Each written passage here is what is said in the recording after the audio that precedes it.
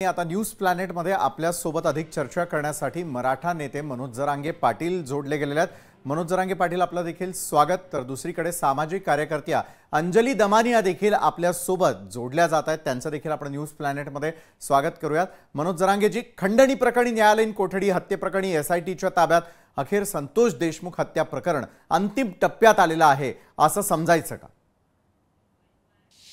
नाही दादा, आत्ताच अंतिम टप्प्यात म्हणता येणार नाहीये। हां, कारण खंडणीतले आणि खुनातले आरोपी एकच आहेत। तर मला आता माहिती मिळाली की त्यांना त्याला घेतलंय म्हणून, की मोक्यामध्ये पण आणि 302 मध्ये पण मला माहिती नाही घेतलंय म्हणून, परंतु घेतलंय। तर ही आताची प्रक्रिया सुरू झाली। याच्यात खूप मोठं रॅकेट, हे खूप मोठी संघटित गुन्हेगारी करणारे हे लोक आहेत। कारण हे याच्यात 5-6 टप्पे होते दादा साहेब। हं, त्यातला पहिला असं होतं की खंडणी एक जणांनी मागायला लावायची, खुनं करायला दुसऱ्याने जायचं। त्यांचा हं, पाठीराखा आणखीन राहिलेला आहे एकदम। याच्यात बरं, खूप मोठं रॅकेट आहे।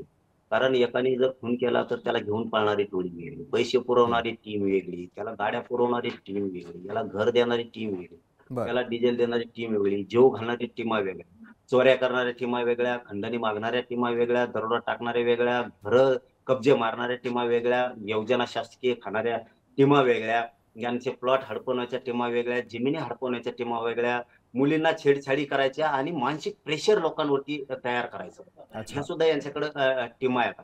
कारण माणूस खचून गेला पाहिजे। मुली शाळेत शिकायला गेल्या, कुंकड हं, गेल्या, महिलांना छेडायचं, काय करायचं, बलात्कार करायचं, मग माणूस मानसिक प्रेशर मध्ये आणायचं आणि हं, त्यांनी फक्त पैसा आणि पैसा कमवायचा, एवढीच एक सराईत गुन्हेगारीची एक टीम त्याने हं, तयार केलेली होती। ती टोळी संघटित गुन्हेगाराची ही सगळी संपली पाहिजे। मुख्यमंत्री साहेबांना माझी लोकशाहीच्या माध्यमातून विनंती आहे की तुम्ही ही टोळी ना सगळी खंडणीतले आणि खुनातले एकच आहेत, हां, हां, यांना मोका लावा, 302 मध्ये घ्या बरं, आणि अंडर ट्रायल चालवा। यांची हे पुरावा नष्ट करताय म्हणून यांची नार्को टेस्ट करा। आणि बरं, दुसरी गोष्ट की यांना साथ देणारे जेवढे काय आहेत, हे सगळेचे सगळे 6 रुपये करा 302 मध्ये। हे 100-150 जणांची टोळी असू शकते प्रचंड मोठी राज्यभर, हीच आंदोलनं करते लाभार्थी टोळी। यांचा बरं, समूळ नायनाट करा, हे ठेवू नका मनोजजी, आणि राज्याला एक कलंक लागतो यांच्यामुळे। आम्ही कधी जातीला बोललो नाहीत, कधी वंजाऱ्याला बोललो नाही, धनगर नाही, माळी नाही, कोणत्या जातीला बोललो नाहीत, ना हं, दलित मुसलमाना नाही, मायक्रो ओबीसीला नाही, पण आम्ही गुंडाला बोलतोय। हं, ही संपवा मुख्यमंत्री साहेब, हिला पूर्ण समूळ हिचा नायनाट करा। लय चांगली जात आहे त्यांची सुद्धा, बरं, तिला समूळ पद हे दिल्या। नायनाटाचा या मुद्दा, धनंजय हं, मुंड्याच्या संघटित गुन्हेगारी करणाऱ्या बरं, काही ठराविक टोळीमुळं त्यांच्या समाजाला सुद्धा बट्टा लागला, त्यांची पद गेली, मान खाली घालून जायची वेळ आली। नाही, पण मुख्यमंत्री मनोजजी, तुम्ही साहेबांकडे आवाहन विनंती आहे, करताय टोळीचा मुख्यमंत्र्यांना, पद समूळ गेली नायनाट असंही करा। म्हणता। हां, पण दुसरा प्रश्न हाच की आकाचा आका आत्ता तरी समोर येणार का? ज्या मुंडेंना वाचवण्यासाठी षडयंत्राचा आपण परवाच उल्लेख केलेला होता, त्याचा हा अंत आहे का? काय आत्ताच नाही म्हणतोय ना, कारण आताशी सुरुवात झाली आहे। हं, आता एसआयटी तपास करेल, सीआयडी तपास करण्याचा फक्त मुख्यमंत्री साहेबांना हं, आमचं वेळोवेळी हे सांगणं की यातला एकही आरोपी सुटून देऊ नका आणि हं, चार्जशीटमध्ये फेरफार व्हायला नको। बरं, कारण हे याच्यात काही काड्या करू शकतात। कारण हे खूप पोहोचलेली टोळी, ही सराईत गुंडगिरीची युग आता बाहेर निघली म्हणून निघली, नाहीतर हां, 25-30 वर्ष यांनी केलेले कारनामे दबून होते, लोक इज्जतीपायी सांगत नव्हते। हं, पण आता सगळे लोक ज्यांच्यावर अन्याय झाला ते आता बाहेर पडाले, कोणी 3 अच्छा, सांगतो, कोणी 46 सांगतंय। आता लोकांना धीर आला आणि लोकांनी हक्कून आहे, कायद्याचा आधार आहे, सरकार पाठीशी आहे, समाज पाठीशी आहे। तुम्ही आता अन्यायाला दबून ठेवू नका, हं, हं, सांगत हं, चला। लोकप्रतिनिधी आहेत तुमचे, आपले चॅनल आहेत सगळे, हे लोकांच्या पाठीशी उभा राहत आहेत। बरं, अन्याय झाल्याच्या नंतर तुम्ही लोकांना, माझी आज आव्हान आहे या राज्यातल्या जनतेला की तुम्ही जेवढे नेटवर्क आहेत, या चॅनलचे बांधव आहेत, यांना सांगा तुमच्यावर होत असलेला अन्याय दबून जनतेनं ठेवू नका। हं, यांनी गुंडगिरी फोफवत चालली, गुंडगिरी फोफवत चालली, हिला फोफू देऊ नका। बरं, ही सरकारच्या कानापर्यंत जाऊ द्या, कलेक्टरांना सांगा, एसपींना सांगा, पीएसआयना सांगा। हं, कोणी ऐकतच नसेल तर चॅनलच्या सगळ्या बांधवांना फोन करून बोलून सांगा, पण राज्यात अन्याय सहन करू नका रे बाबाओ। आपण मनोजजी, आपल्या लेकी बाळीचं, कुटुंबाचं संरक्षण करा। आणि मुख्यमंत्र्यांना सांगतो की संघटित असणारी गुन्हेगारांची टोळी मनोजजी, माध्यमं हिचा आपली समूळ जबाबदारी नायनाट पार करायची पाडतील। ना, एक दिवस देऊ। पण कालही तुम्ही धनंजय देशमुखांना भेटला होतात आणि मस्साजोगमधून गर्भित इशारा दिलेला होता, त्या दबावाचा हा कुठेतरी परिणाम आहे का? सर्वसामान्य देखील अनेक वेळा दबाव निर्माण करताना दिसतात, राजकीय पक्ष देखील एकमेकांवरती आरोप करत दबाव निर्माण करतायत, त्याचा हा परिपाक समजायचा का? दादासाहेब, मला खरंच, मी प्रामाणिक शेतकऱ्याचा पोरगा आहे, मी बिगडी नाहीये, हं, मी कुठं मॅनेज होत नाही, कुठं नाही, बेगडीपणानं कधी आंदोलन, मला ते सहनच नाही झालं। बर कारण ज्यावेळी ती अचानक आपल्या चॅनलवरती ब्रेकिंग आल्या की आत्महत्या करणार, माझ्या तिथं पायाखाली जमीनच सरकली. अरे बाबा म्हणलं, बाबा भाऊ गेलाय, आता हं, न्याय कसा द्यायचा? हे पोरग भावनिक झालेला असेल, टेन्शन मध्ये येणार, आपल्या भावाला न्याय नाही मिळणार म्हणून. आणि जर खरंच आत्महत्या झाली आणि मेलं तर कसं व्हायचं? हं. राज्याचं चित्र विचित्र आता. बर आणि त्या कुटुंबाला कोण बघणार आहे? म्हणून आम्ही धावत पळत तिथे गेलो, त्यांना हातापाया जोडले, एसपी साहेब सुद्धा तिथे होते आणि त्यांना खाली घेतलं. बाबा, त्या कुटुंबाला, देशमुख कुटुंबाला न्याय मिळणं जबाबदारी समाजाची, आम्ही ती पार पाडणार आहे. वाकोडे साहेब असतील परभणीचे, सोमा सुरवैश्वासू यांच्या पाठीशी सुद्धा आम्ही ठामपणाने न्याय हां मिळेपर्यंत. काय न्याय मागायचा नाही? न्याय मागताना गुंडाला बोलताना तुम्ही त्याला जातीवाद कसं काय म्हणू शकता? आणि तुम्ही मात्र हे धनंजय मुंडेची टोळी जाहीरपणानं आरोपींना सोडून द्या म्हणून आंदोलनं करती. हं. मग आता इथून पुढे जनता तसंच करणार. बर काही झालं पुढं की सगळ्या जाती धर्माचे लोक म्हणणार आमचा माणूस सोडून द्या, झाले मोर्चे सुरू. हं, काय हं. रूट पाडायला बाबा तुझ्या स्वार्थासाठी धनंजय मुंडे तू वाईट? ही कोणची प्रथा आहे? ही बर चांगली नाहीये, लोकशाहीला घातक आहे. म्हणून मुख्यमंत्र्यांनी मात्र एक सोडू नका, आणखीन यांच्यातले सापडा, हे चॅलेंज हे मात्र खरं आहे. बर मुख्यमंत्र्यांपुढे चॅलेंज आहे, कारण ही ही गुप्त नेटवर्क आहे प्रचंड मोठं.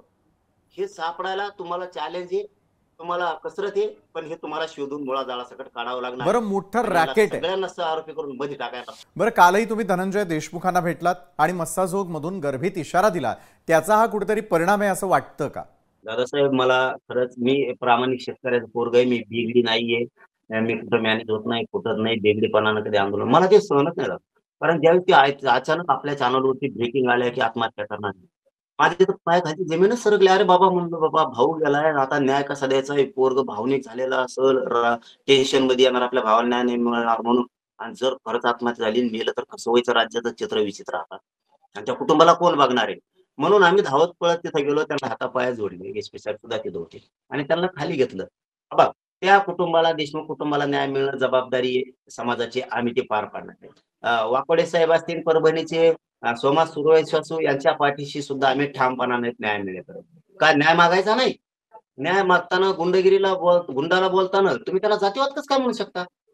आणि तुम्ही मात्र हे धनंजय मुंडेची टोळी जाहीरपणानं आरोपींना सोडून द्या म्हणून आंदोलनं करती. मग आता इथून पुढे जनता तसंच करणार. काही झालं पुढं की सगळ्या जाती धर्माचे लोक म्हणणार आमचा माणूस सोडून द्या, झाले मोर्चे सुरू.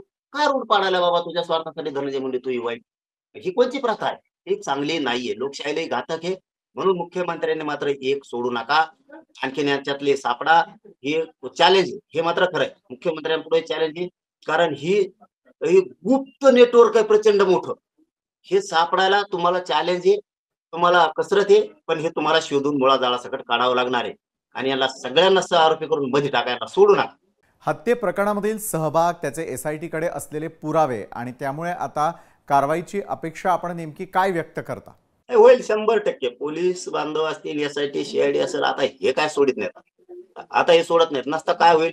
राज्याच्या मुख्यमंत्र्याला कलंक लागणार आहे, त्यांच्यावरती ढबा लागणार आहे, पोलीस प्रशासन बदनाम होईल. त्यामुळे ते पण आता सोडत नाही. ते आता त्यांना माहिती काय आहे दादा, खंडणी मागणाऱ्यांनीच खून करायला लावलं. मग आता त्याने खून करायला लोक पाठवायचे, त्याने इकडे कुठेतरी बसायचं. मग काय तो आरोपी नाहीये का? तो तर खरा मुख्य आरोपी पाहिजे. म्हणजे तो करायला लावतो, त्याच्या पाठीमागं कोण? हे सगळे, हे लयच मोठं रॅकेट आहे दादा. हे मला वाटतं हे प्रत्येक जिल्ह्यात थोडे थोडे थोडे थोडे, परळीच्या कोपऱ्यात थोडे, हे हे पुरे बाहेरच काढले पाहिजे. हे आंदोलन करायला लावणं, काय करायला लावणं, ही लाभार्थी टोळी, ही जात नाहीये, ओबीसीचा तर संबंधच नाही. ही त्यांची जात पण नाहीये, त्यांच्या जातीला सुद्धा कित्येक लोकांना हे मान्यच नाहीये. परंतु यांना ना जातीचा उपयोग करून पाप झाकवायचे. आता ते झाकत नसतं. अहो, ऐन संक्रांतीला वाल्मिक कराडांवर संक्रांत आली आहे, तर तिकडे जाळपोळ, त्यांच्या मातोश्रींचं ठिय्या आंदोलन, त्यामुळे आता काय चाललंय मराठवाड्यात, असे एक ना अनेक प्रश्न एकाच वेळी मराठवाड्यात पाहायला मिळतात. मी त्या आई माऊलीबद्दल नाही बोलू शकणार. ती माया ममता असते. माया माऊलीबद्दल मी त्यांच्या आईबद्दल नाही बोलू शकत. त्यांना नाही बोलणार माया माऊली. पण जी बाकी नाही नाही नाही, ते आव्हान केलं तरी थांबणार नाही ते. कारण ते धनंजय मुंडे ती टोळी पाळलेली लाभार्थी, कुणीतरी चोट्टेने खाल्लेलं आहे, त्याच्यात दरोड्यातलं आणलेलं वाटून खाल्लेलं आहे, कोणी खंडाने वसूल केलेलं खाल्लेलं आहे, कोणाच्या घरं दाबलेले आहेत, प्लॉट दाबलेले आहेत. ही खाणारी लाभार्थी टोळी, हे नेटवर्क आहे संघटित गुन्हेगारीचं, स्ट्रॉंग नेटवर्क केलेलं आहे धनंजय मुंडेनं. हे त्याचे लोक आहेत. हे ते त्याला वंजारी डाग द्यायचा नाही. त्याला कुठं धनगर, ओबीसी, माळी, मराठा किंवा असं दलित, मुस्लिम हे डाग म्हणजे त्याला नाव द्यायचं नाही. हे त्याची गुन्हेगारी टोळी. ही ती काम करते, ती करणार. त्यांना ठेप्याला एसपी आणणार, बीडचे एसपी आणणार. 100% ते ठेप्याला आणणार यांना सुट्टी देणार नाही. आणि गृहमंत्री सुद्धा यांना सुट्टी देऊ नये. कारण हे जर असेच फोफावत गेले ना, तर हे लेकीबाळी सुद्धा छेडतेत. इतका माज आणि मगरूर आणि मस्ती यांच्या अंगात ना, हे डबकेवणी एवढेच आहेत. पण यांना त्यांचंच आयुष्य ऐश्वर्य वाटतं. ऐश्वर्य वाटतं त्यांना. त्याच्यातच त्यांना असं वाटतं मी कोण आहेत आणि काय नाही. अरे दुनियात जगायचा शिका, माणुसकीत जगायचा शिका. एका आरोपीची पाठराखण करता. एकदा तुमचं तेच म्हणून लोकांना काय खूप चीड यायला लागली की हे आरोपीला वाचवायला जाते, जात जात करीत बसते, जाती तेढ निर्माण करते. तुम्ही जरा समावेशक वागायचं शिका.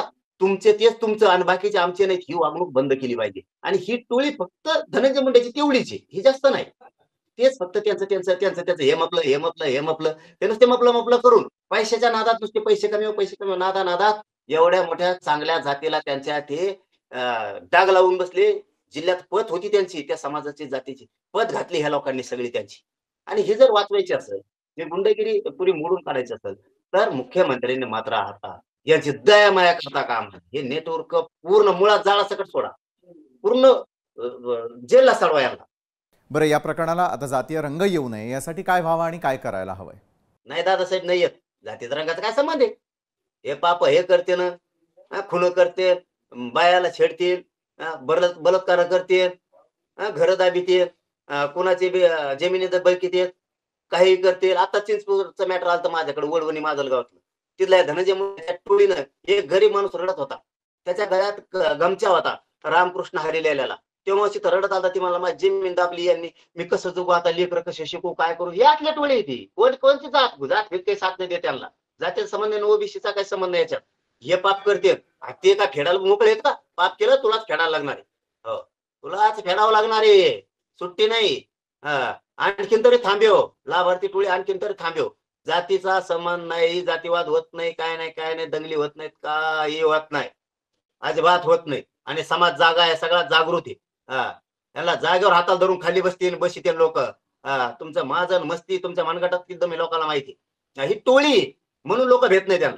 गुन्हेगारीची टोळी लोक जागेवर बीड जिल्ह्यातील जनता खाली बसणार आहे, हाताला धरून बास गपचे पिता जाग्यावर वळवळ करू नको म्हणणार आहेत लोक. कारण हे काय गुंड टोळी का जात थोडी? जातीचा ओबीसीचा काय संबंध नाही याच्यात. आणि ते हेच बेन आहे त्यांच्या पापात. आता हे धनंजय मुंड्या कोणाला सांगतोय, लाभार्थी टोळीला, ओबीसीच्या नेत्याला पळा, प्रतिमोर्चा काढा, आंदोलन करा, पांघरून घालायचं बघ तू ओबीसीच्या नावाखाली. ओबीसीने वळखलं तू पाप कर नाही बसतो, तो पापावर पांघरून घालू मोकळ्याने ते यायला. तुम्ही असं वारंवार बोलताय. बजरंग सोनवणे जे स्वतः त्या ठिकाणी राहतात त्यांच्याकडे आपण जाऊयात. बजरंग सोनवणेजी, वाल्मिक कराडावर आधी मकोका आणि आता तर फास आणखी आवळला जातोय असं तुम्हाला वाटायला लागलेलं आहे? नाही, स्वाभाविकच आहे. पोलीस यंत्रणेला जे कोणी दोषी सापडले त्यांच्यावर कारवाई होणार अपेक्षित होतं आणि त्यांनी त्या पद्धतीने कारवाई पण केलेली आहे. आणि पोलीस यंत्रणेनं आणखी माझ्या याच्यापेक्षा पुढे जाऊन सांगणं आहे की पोलीस यंत्रणा जी आहे यांना ज्या दिवशी यांनी आज पोलीस यंत्रणेनं कोर्टामध्ये प्रेझेंट केलेलं की हे खुनाचा जो जी कट रचला घेतला या मर्डरचा, हा जो कट रचला या कटामध्ये सहभागी असलेला यांच्यावर आरोप ठेवून यांना आज मोकोका लावलेला आहे. याचा अर्थ ती जी खुनाचा खट रचणार तर आणखी कोण कोण होतं, तो कुठं रचला गेला, कशा पद्धतीने रचला गेला, त्याची 29 तारखेला खंडणी मागणीतून सुरुवात झाली. 6 तारखेला जी ती काही लोक खंडणी मागण्यासाठी गेले, काही चोर भांडणं झाले, त्या दिवशी त्याच्या बाहेर समोर ऑफिसच्या कोण होते, आणखी रोडवर कोण कोण लोक होते, त्यांच्याशी कोण कोण बोलत होतं. 6 तारखेपासून परत किंवा 29 तारखेपासून यांच्या संपर्कात किती लोक आले, यांना पळून जायला कुणी साथ दिली, कुठं कुठं राहिले, कुणाकुणाच्या इथं राहिले, जेवढे यांना सर्वांना सहआरोपी केलं पाहिजे. म्हणजे ही गँगवार जे आहेत ही गँगवार व टोळी युद्ध संपेल आणि आमचा बीड जिल्हा क्लीन होईल. याच्या पद्धतीने पोलीस यंत्रणा नक्की काम करेल. टोळी युद्ध संपावा असं तुम्ही म्हणता. मनोज जरांगे देखील आपल्याला त्या ठिकाणी बोलताना दिसतात की कुठेतरी गाडीतून गेले, कुठे गेले, कसे कॉल झाले, हे सगळ्या कडेलाकडे अडकल्या पाहिजेत. आणि या अडकल्याच्या नंतर याच्यामध्ये अडकत हत्येप्रकरणी वाल्मिक कराडच्या सहभागाचे पुरावे असल्याचं SIT कडे असल्याचं देखील कळतं आणि त्यामुळे कारवाई काय व्हावी असं तुम्हाला वाटतं? नाही, पोलीस यंत्रणेला तपासामध्ये जे आढळलं असेल त्याचाच एक भाग म्हणून आज पोलीस यंत्रणेने ही कारवाई केलेली आहे. बऱ्याच दिवसापासून पोलीस यंत्रणा मागील 15 दिवसापासून त्यांना तपासत होती आणि बाकी सर्व प्रकार हा 1-1.5 महिन्यापासून चालू आहे. त्याच्यात या तपासामध्ये पोलीस यंत्रणेला हे दोषी आढळले असतील म्हणून पोलीस यंत्रणेने कारवाई केलेली आहे. त्याच्यामुळे हा एक तपासाचा भाग आहे. आणि त्यांनी न्यायालयानं सुद्धा त्यांना न्यायालयीन कोठडी सुचवली, खंडणीच्या याच्यामध्ये सुनावलेली. कारण पोलीस कोठडी मागितली होती, पण त्यांनी न्यायालयीन कोठडी न्यायालयानं दिली. पण त्याच्यानंतर लागलीच SITनं ताबा घेऊन त्यांना मोकोका कोर्टामध्ये हजर केलं आणि तिथं येऊन त्यांना SITनं ताब्यात घेतलेलं आणि तिथून त्यांच्यावर मोकोका लागलेलं डिक्लेअर केलेलं आहे. देशमुख कुटुंबियांची मागणी, आक्रोश आणि आता थेट अटक, त्यामुळे हत्येचा गुन्हा कधी, असा प्रश्न विचारला जाऊ लागलेला आहे. नाही, आपण आपलं म्हणणं बरोबर आहे, पण न्यायाच्या प्रत्यक्ष देशमुख कुटुंब नाही, उभा महाराष्ट्र आहे. पण उभ्या महाराष्ट्राला न्याय देण्यासाठी पोलीस यंत्रणा काम करेल आणि पोलीस यंत्रणेने त्या पद्धतीने काम करावं अशी माझी अपेक्षा आहे. आणि आज मोकोका लागला याचा अर्थच असा आहे की ते खुनाच्या कटात आहेत. याचा अर्थच असा आहे की 302 त्याच्यावर ऑटोमॅटिक कलम लागलं जातं. मला जेवढं कायदा कळतोय त्याच्यानुसार, त्याच्यामुळे त्याच्यात काही वावगं होणार नाही किंवा आता काही त्याच्यात वेगळी अपेक्षा करायची गरज नाही. ते ऑटोमॅटिकली त्याच्यात येतील आणि सर्व जी काही घटनाक्रम आहे या घटनाक्रमांकाच्या सुरुवातीपासून शेवटपर्यंत ज्यांनी कुणी साथ या प्रकरणात दिली त्यांना फाशी झाली पाहिजे, हे माझं मत आहे. बरं, या संपूर्ण प्रकरणामध्ये आकाचा आका कोण आहे हे समोर येईल का? प्रकरणाची निपक्षपातीपणे चौकशी होऊन न्याय मिळेल का? नाही, याचं उत्तर असं आहे की याचा मास्टर माइंड कुठं आहे, कसा आहे, तपासामध्ये आता लवकर कळेल ना. आणि आता तपासामध्ये मास्टर माइंड आता मास्टर माइंड सापडायला वेळ लागेल असं मला नाही वाटत. कारण आता मास्टर माइंड पर्यंत कडी येत सुटली, त्याच्यामुळे आता ह्याच्या खालच्या फांद्या कोण कोण आहेत ह्याला कनेक्ट होणार आहे, ह्या सगळ्या होत्या. ह्याच्या वरी कोण आहेत, आता वरी जास्त किती कड्या आहेत सांगता नाही यायचं, तर खालच्या मात्र आणखी 50-50 कड्यावर जुटतील याला. आणि ती एकूण एकाला सगळ्या जुटलं की गँगवार युद्ध आमचं बंद होईल आणि आमचा जिल्हा क्लीन होईल आणि गुन्ह्या गोविंदानं पूर्ण सर्व जाती धर्माचे लोक एकत्रितरित्या गुन्ह्या गोविंदानं नांदतील. आमचा जिल्हा पूर्वपदावर कायदा व सुव्यवस्था येईल. अहो, सध्या बीडमधील विद्यार्थी शिक्षणासाठी अनेक ठिकाणी विखुरलेले आहेत. त्यांच्या डोळ्यातील पाणी थांबत नाही जेव्हा त्यांना संशयाच्या नजरांचा सामना करावा लागतो. मी पुणेकरांना किंवा संबंध महाराष्ट्रातल्या जनतेला विनंती करणार आहे की माझ्या बीड जिल्ह्यातल्या कुठल्याही विद्यार्थ्याला किंवा कुठल्या एखाद्या मुलाला, तरुणाला, तरुणीला कुठेही संशयित नजरेनं बघू नका. आमचा बीड खूप चांगला आहे. 100 ते 150 लोकांनी बीडचं नाव जरी खराब झालं असं वाटलं असलं तर त्यांच्यामुळे होत नाही. हा लागलेला एक थोडासा काळा डाग आहे आमच्या ह्याच्यावर, पण ह्याला दृष्ट लागुनी म्हणून सुद्धा लागलेला असू शकतो. त्याच्यामुळे हा काळा डाग आता लवकर निघून जाईल. त्याच्यामुळे बीड जिल्ह्यातले आमच्या कुठल्याही जाती धर्माचे कोणी विद्यार्थी असतील, MPC आहे, FBC आहे, असे विद्यार्थी आहेत, यांचं भविष्य आपल्या पुढच्या देशातलं हे देशाचं भविष्य असणारे हे सर्व मुलं आहेत, यांना सर्वांनी साथ दिली पाहिजे. आणि मी आणखी सकाळी पण बोललेलो, याच्या माध्यमातून जर यदा कदाचित कुठल्या मुलावर कुठं काही झालं आणि त्याला कुठं मदत नाही मिळाली तर मला मेसेज टाका, मी त्याला मदत द्यायचा प्रयत्न करेल. पुण्यामध्ये जिथं त्यांना त्रास होतोय तिथं मी येईल. आणि एवढंच नाही तर पुण्यामध्ये एखादा हॉस्टेल मी असं उभं करून देईल बीड जिल्हावासियांसाठी, जेणेकरून की त्यांना राहायची, जेवणाची व सर्व निवासाची सर्व सोय सुविधा देण्याचं सुद्धा काम मी करेल. पण पूर्ण जाती धर्माच्या लोकांनी एकत्रित येऊन काम केलं पाहिजे. ऐन संक्रांतीला परळी बंद आहे, बाजारपेठा बंद आहे. काय आवाहन करणार आहात तिथल्या बाजारपेठेतल्या लोकांना, सर्वसामान्यांना? बघा, परळी कुठल्याही व्यापाऱ्यांना वेठीस धरायचं काम करू नये असं मी सगळ्या समाजकंटकांना सुद्धा विनंती करणार आहे. पोलीस प्रशासनाला सुद्धा विनंती करणार आहे की तुम्ही सर्वजण जागरूकतेने या गोष्टीवर लक्ष ठेवा. आणि लक्ष ठेवून आमचे SP साहेब सुद्धा लक्ष ठेवून आहेत. लवकरात लवकर कुठल्याही व्यापाऱ्यांनी ही मनानं, आज संक्रांतीचा दिवस आहे, त्या दिवशी कुठल्याही व्यापाऱ्यांना त्रास झाला नाही पाहिजे, आम जनतेला कुठं त्रास नाही झाला पाहिजे याची काळजी सर्वांनी घेतली पाहिजे. या गुंडागर्दी करणारा सुद्धा पोलिसांनी लवकरात लवकर थांबवलं पाहिजे. आणि जर कोणी उत्स्फूर्त बंद केलं तर तो भाग वेगळा, पण कुणी जर दाब देऊन बंद करायला हवीत असेल तर ते थांबलं पाहिजे. ते लवकरात लवकर थांबेल अशी अपेक्षा करू आणि आमचा बीड जिल्ह्याचं नाव आम्ही पूर्वपदावर चांगल्या पद्धतीने आणू अशी अपेक्षा करतो. खूप खूप धन्यवाद. बरोबर आहे, म्हणजे एकंदरीत रॅकेट उद्ध्वस्त व्हावा असं आपण म्हणताय. सामाजिक कार्यकर्त्या अंजली दमाने या देखील आपल्यासोबत आहे. शरदचंद्रजी पवारांच्या राष्ट्रवादीच्या विद्याताई चव्हाण देखील आपल्यासोबत असतील. मात्र सुरुवात मी अर्थातच यावेळेला अंजलीताई आपल्यापासून करणार आहे. अंजलीजी, हत्या प्रकरण इतकं गाजलं की अखेर आज झालेला जो समोर आलेला निकाल आपल्याला पाहायला मिळतो किंवा निर्णय आपण म्हणूयात, सध्या तपास कुठपर्यंत या संपूर्ण प्रकरणाचा येऊन ठेपलाय, कुठल्या वळणावरती किंवा कुठल्या टप्प्यावरती आपण सगळेजण आहोत असं तुम्हाला वाटतं? कारण बजरंग सोनवणे म्हणतात की एक रॅकेट उद्ध्वस्त करण्याची वेळ आलेली आहे, दुसरीकडे मनोज जरांगे देखील तेच म्हणतात की रॅकेट आपण उद्ध्वस्त करून टाकावं. मग अशा वेळेला सर्वसामान्य म्हणून आपण या प्रकरणाच्या कुठल्या टप्प्यावरती आहोत? अंजलीताई, कसं आहे की जिथे जिथे रॅकेट्स आहेत ना ती सगळी आता उद्ध्वस्त करायची वेळ आलेली आहे. आणि त्यातलं हे पहिलं रॅकेट जर उद्ध्वस्त झालं तर याच्यातनं अनेकांना धडे मिळतील. तर आत्ताच्या घटनेला म्हणूनच आपल्याला हे लावून धरून लढायला हवं आणि हे संपवून टाकायला हवं.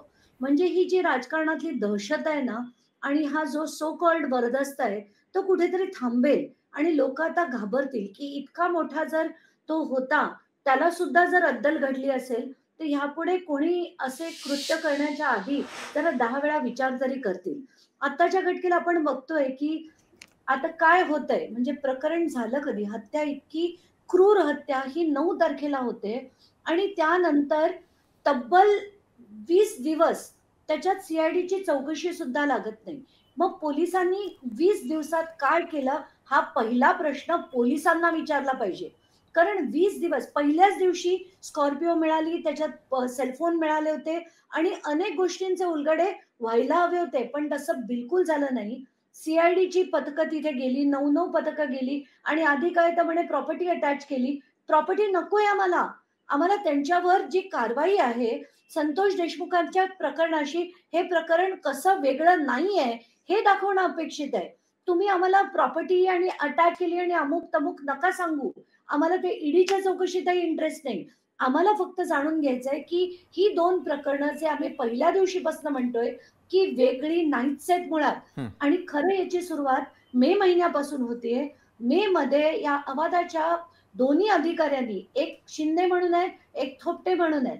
त्यांनी मे महिन्यापासनं जी एफ-आय-आर केली होती 28 मेला पहिली एफ-आय-आर झाली आणि तेव्हापासनं ते म्हणतायत, की परत-परत आम्हाला धमक्या येतायत, हं. जीवे मारण्याच्या धमक्या येतायत, काम बंद करा म्हणून सांगतायत, वाल्मिक कराडांच्या ऑफिसमधनं फोन आला म्हणून सांगतायत. हां. तर ही जी सुरुवात आहे ही मे महिन्यापासून होती आणि याच्यात जे सेक्शन्स लागले होते 365, 385, 146, 147, 148 ऑफ आय-पी-सी आणि त्यात आर्म्स ऍक्टचे 4 आणि 25. हं. याचा अर्थ असा की जीवे मारण्याची धमकी जर असेल आणि खंडणी हे 2 जर आय-पी-सी सेक्शन्स असतील तर मकोका हे तेव्हा लागायला पाहिजे होतं. हां. तेव्हा मे मध्ये. पण त्याच्यावर कुठलीही कारवाई केली गेली नाही.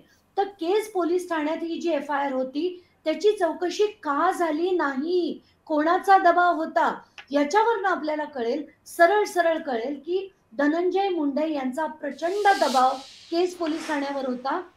म्हणून मे पासनं ते थेट डिसेंबर पर्यंत याच्यावर कारवाई झाली नाही. हं. आणि म्हणून एक प्रतिकार करणारा संतोष देशमुख ज्यांनी हे थांबवण्याचा प्रयत्न केला, हं. तर त्याला इतक्या क्रूरपणे मारण्यात का आलं, की आमची दहशत अशी आहे आणि आम्हाला जे कोणी प्रतिकार करतील त्यांची ही गत होईल, हां. हे दाखवण्याचा जो प्रयत्न झाला ना, त्याच्यामुळे मला अतिशय राग आला, हं. की 11 तारखेला फक्त खंडणीच्या आरोपात त्यांना वेगळं करून हां, हां. मुद्दाम केलं गेलंय. कारण आपल्या सगळ्यांना माहिती असेल 30 तारखेला धनंजय मुंडे हे सीएमना भेटायला गेले आणि 31 तारखेला वाल्मिक कराड यांनी सरेंडर केलं.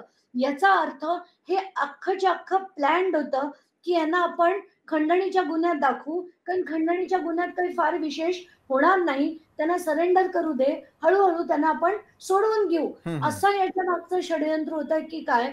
अशी भीती ही सगळ्यांना वाटत होती आणि तेच होताना आपल्याला परत दिसत होतं. बरोबर आहे SIT अंजलीजी. अधिकारी होते. तुम्ही बरोबर तारखांनिहाय, महिन्यानिहाय काय काय नेमकं घडत होतं आणि काय काय त्या ठिकाणी संशय होता आणि त्यातून कशा प्रकारे वाट काढत आपण आता अखेर हे प्रकरण न्यायव्यवस्थेसमोर मांडण्यात आलेलं होतं याचा सगळा लेखाजोखा मांडलेला आहे. विद्याताई चव्हाण देखील आपल्यासोबत आहेत. विद्याताई, मात्र आजपर्यंत जे काय घडलं त्यासाठी इतका दबाव टाकावा लागला याची कुठेतरी खंत वाटते का? दुसरीकडे तपास यंत्रणांवरती असलेला विश्वास पुन्हा एकदा जागृत करायचा असेल तर मात्र सर्वसामान्यांचा विश्वास बसेल अशा प्रकारचा निकाल यायला हवा का? आणि त्यानंतर रुपालीताई मी आपल्याकडे येणार आहे, कारण अंजलीताईंनी थेटपणे धनंजय मुंडेंचा देखील यामध्ये उल्लेख केलेला आहे. त्यामुळे तुमची काय बाजू आहे तेही आपण जाणून घेणार आहोत. सुरुवातीला विद्याताई.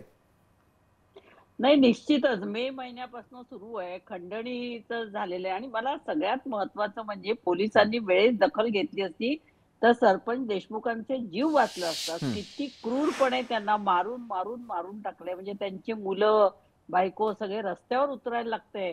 त्या याच्यातले 2-2 आमदार रस्त्यावरती उतरतायत, खासदार उतरतायत, लोक उतरतायत आणि तेव्हा कुठेतरी सरकार आता म्हणते की आम्ही हे करतोय म्हणून. आणि जसं अंजलीताईंनी सांगितलं की मुख्यमंत्र्यांना भेटल्यानंतर दुसऱ्या दिवशी तू सरेंडर हो असं सांगण्यात आलं. म्हणजे हे सगळं सोची समजी साजिश असं म्हणतात. आणि जेव्हा लोकांचं प्रेशर वाढलं आणि सगळ्या महाराष्ट्राचं, सगळ्या देशाचं लक्ष लागल्यानंतर यांना काहीही पर्याय उरला नाही तेव्हा.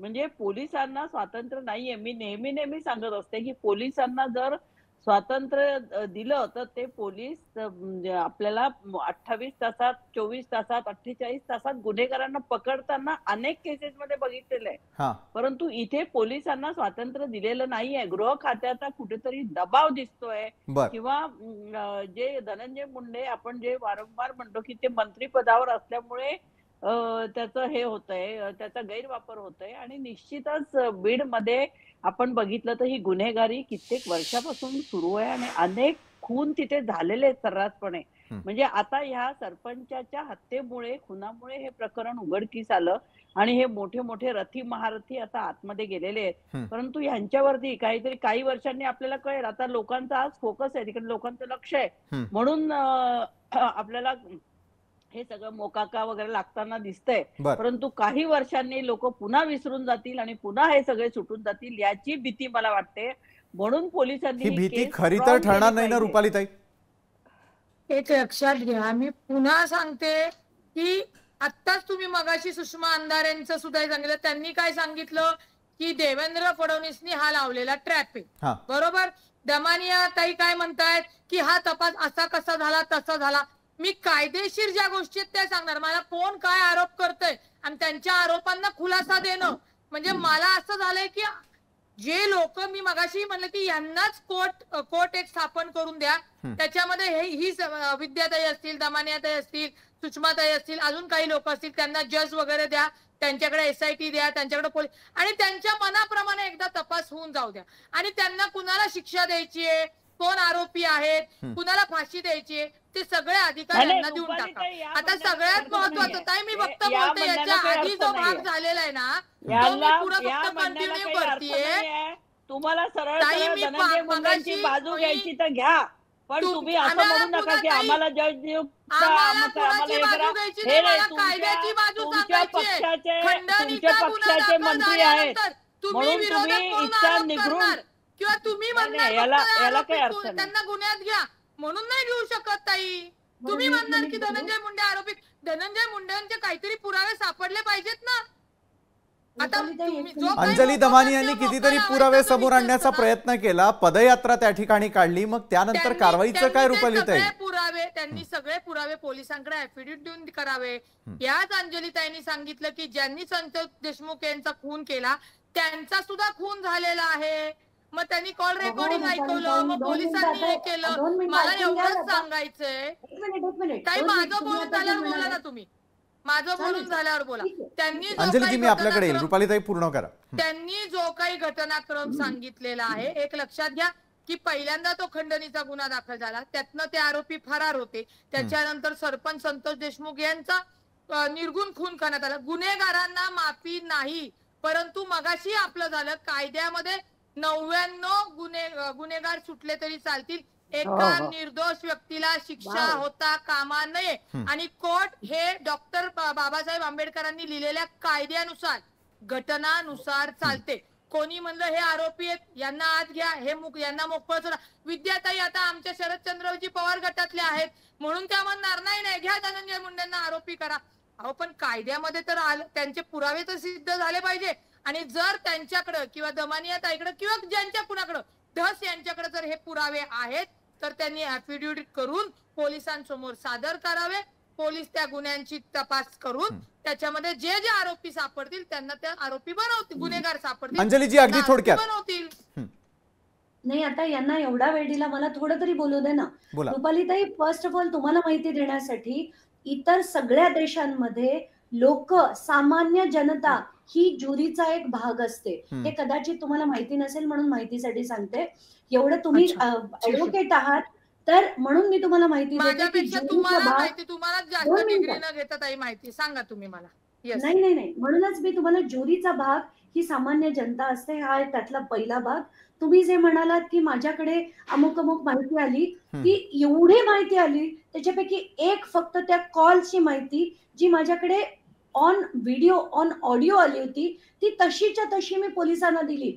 त्या व्यतिरिक्त बंदुकांचं म्हणा, फायरिंगचं म्हणा, SITची म्हणा, एक तुम्ही दाखवा ना की माहिती ती चुकीची होती. त्याच्यात तुमचं कौतुक आहे. मी तो ज्याच्यामध्ये बोलायला नाहीच आहे. मी तुम्हाला खोटे आरोप का करू?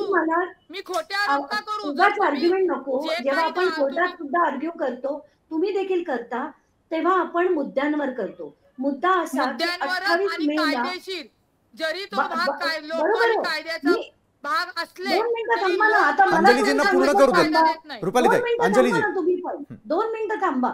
त्याच्यात मी तुम्हाला कायद्याने विचारलं की FIR जेव्हा 28 मेला केस येथे रजिस्टर झाला, त्याच्यावर कुठची कारवाई आज तगायत केलेली नाही. त्याच्यातले सेक्शन्स मी तुम्हाला सांगितले. 365, 385 गंभीर नाहीत. 146, 7, 8 आणि 149 गंभीर नाही. सेक्शन 4, सेक्शन 25 गंभीर नाही. आता तुम्ही माझं बोलून द्या ना मला. तुम्ही मला बोलू द्या ना. मी तुम्हाला कायद्याच्या भाषेत सांगते. नाही, म्हणूनच मी तुम्हाला पूर्ण करू द्या. तुम्ही त्याच्यावर सांगा. हे जे सेक्शन्स मी वाचून दाखवले, खंडणीचा आरोप करणं, जीवे मारण्याची धमकी देणं, याच्यावर मकोका लागत नाही का? आणि 28 मेच्या FIR वर जर कारवाई झाली असती तर संतोष देशमुखांना प्राण गमवावे लागले नसते. एवढंच नाही, आता माझ्याकडे वाल्मिक कराड यांच्या विरुद्ध सगळे FIR आले आहेत आणि त्याच्यापैकी एक FIR मी रोज ट्विट करणार आहेत आणि त्याच्यातले सुद्धा किती गंभीर गुन्हे आहेत हे तुम्हाला कळेल. आणि ह्या अशा माणसावर कारवाई होऊ नये कोण, म्हणजे असं जर कोणी म्हणत असेल आणि त्याच्या इतक्या जवळचे म्हणून आज तगायत या सगळ्या FIR वर कारवाई झालेली नाही. त्याच्यावर कोणाचा बरदास्त होता? धनंजय मुंडेंचा नव्हता तर कोणाचा होता? अजित पवारांचा होता. तुम्हाला काय म्हणायचं ते तुम्ही आता स्पष्ट बोला. रुपालीताई आणि विद्याताई, वेळेची कमतरता असल्यामुळे याच महत्त्वाच्या विषयावरती आपली अशाच प्रकारे जी आहे ती चर्चा सुरूच राहणार आहे. पुढच्या काळातही अशाच प्रकारच्या चर्चा आपण समोर आणून हे प्रकरण नेमकं काय. बोला विद्याताई, अगदी थोडक्यात. विद्याताई, अगदी थोडक्यात. मंत्रीपदाची जेव्हा तुम्ही शपथ घेता, तुमच्यात थोडी तरी नैतिकता असायला लागते. जर तुम्ही सांगतात की हा माझा खास माणूस होता आणि त्याला जर आतमध्ये घेतलं असेल, त्याच्यावर एवढे गंभीर आरोप असतील, तर त्यांनी स्वतःहून तो राजीनामा द्यायला पाहिजे. मग नंतर ते निर्दोष मुक्तता झाल्यानंतर तुम्ही घ्या ना. रुपालीताई, नैतिकतेची जबाबदारी घेतली जाणार का? आणि अंजलीताईंनी देखील सगळ्या FIR संदर्भातला मुद्दा उपस्थित केला होता. वेळ खरं तर संपलेली आहे, मात्र अगदी थोडक्यात रुपालीताई.